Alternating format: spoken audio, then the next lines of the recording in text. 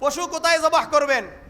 রাস্তায় করবেন, এবং ওই রাস্তায় যেন রক্তগুলো 3-4 দিন থাকে, এবং এটা যেন বোঝানো যায় যে এখানে আমরা কুরবানি করছিলাম, এটা একটা সাক্ষী। কি বলেন? কি করবেন? যদি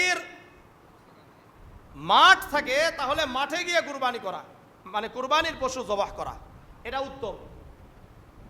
যদি মাঠ না থাকে তাহলে আপনি যেখানে সুবিধা হয়, কারো যেন কষ্ট না হয়, ওই জায়গায় করবেন। আর অবশ্যই অবশ্যই আপনাকে কি করতে হবে? ওটাকে পরিষ্কার করতে হবে। কথা বুঝছেন?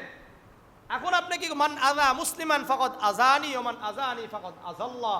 আল্লাহ রসুল বলেন, কোন মুসলমানকে কেউ কষ্ট দিল সে যেন আমাকে কষ্ট দিল, আর যে আমাকে কষ্ট দিল সে কাকে কষ্ট দিচ্ছে? আপনি আল্লাহকে কষ্ট দিয়ে আপনি কুরবানি আদায় করে লাভটা কি? লাভ হবে? এই জন্য যেখানেই জবাহ করেন না কেন ওটাকে পরিচ্ছন্ন করা, পরিষ্কার পরিচ্ছন্ন করা দায়িত্ব কার? যারা কুরবানি করবেন তাদের। পশু কে জবাহ করবে? এলাকার ইমাম, মুয়াজ্জিন, ওনারা করবেন। এবং যারা বিভিন্ন মাদ্রাসা থেকে যারা পশুর চামড়া নিতে আসবে তারা করবে। করলেই তাদেরকে কুরবানির পশুর চামড়া দেওয়া হবে, না হলে কি দেওয়া যাবে না। ঠিক আছে? হ্যাঁ, তাহলে হাদিস কি বলে সেটা দেখি। সুনানে আবি দাউদের ৭৯৫ নম্বর হাদিস এবং জামিআ তিরমিজির 1521 নম্বর হাদিস। আন জাবির ইবনে আব্দুল্লাহ রাদিয়াল্লাহু তাআলা আনহু قال ذبح النبي صلى الله عليه وسلم يوم الذبح كبشين أقرأين أملحين موجوعين।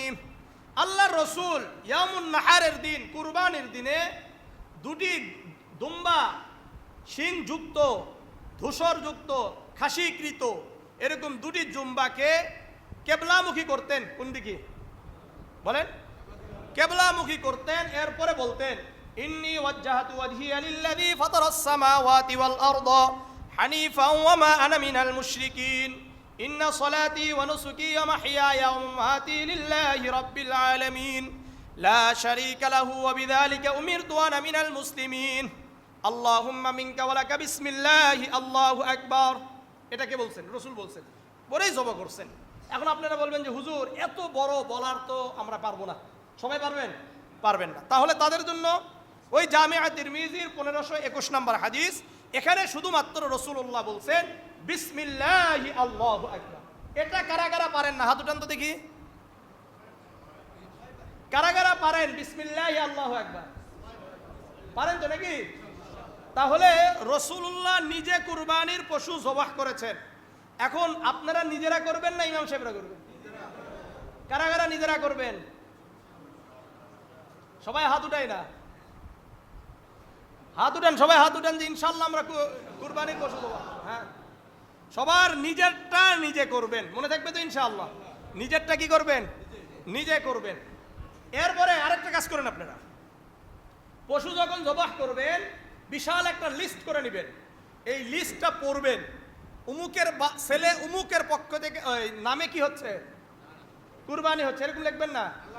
আহা, আল্লাহ তাআলা তো জানতেই পারে না।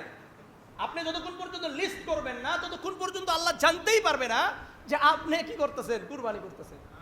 অথচ আল্লাহ বলেন ইন্নাহু আলিমুম বিযাতিস সুদূর, অন্তরের অবস্থা জানেন কি? তাহলে আল্লাহ তাআলা যদি জানেন তাহলে আপনি লিস্ট করলেন কেন? এটার অর্থ হলো আপনি আল্লাহকে এটা বুঝাইতে চান, আপনি বুঝতে পারতেছিলেন না। আল্লাহ আমি আপনাকে বুঝানোর জন্য কি করছি, এবং ওই সময় আবার নামগুলোও বলে। করা যাবে এরকম? করা যাবে না। আল্লাহ বুঝার তৌফিক দান করেন, আল্লাহ বুঝার তৌফিক দান করেন।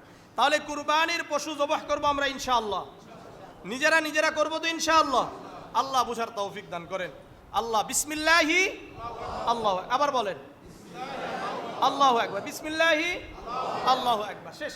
এখন ব্যাপার হলো আপনি জবাহ করা শুরু করেছেন, এখন আপনি শেষ করতে পারেন নাই।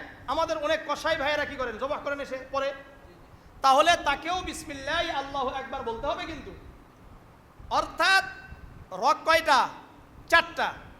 এই 4টার মধ্যে 3টা রক যতক্ষণ পর্যন্ত কাটা হবে না ততক্ষণ পর্যন্ত ছুরি চলতে থাকবে। ততক্ষণ পর্যন্ত কি হবে? ছুরি চলবে। এই ছুরি যারা যারা ধরবেন সবাইকেই বিসমিল্লাহি আল্লাহু আকবার বলবেন।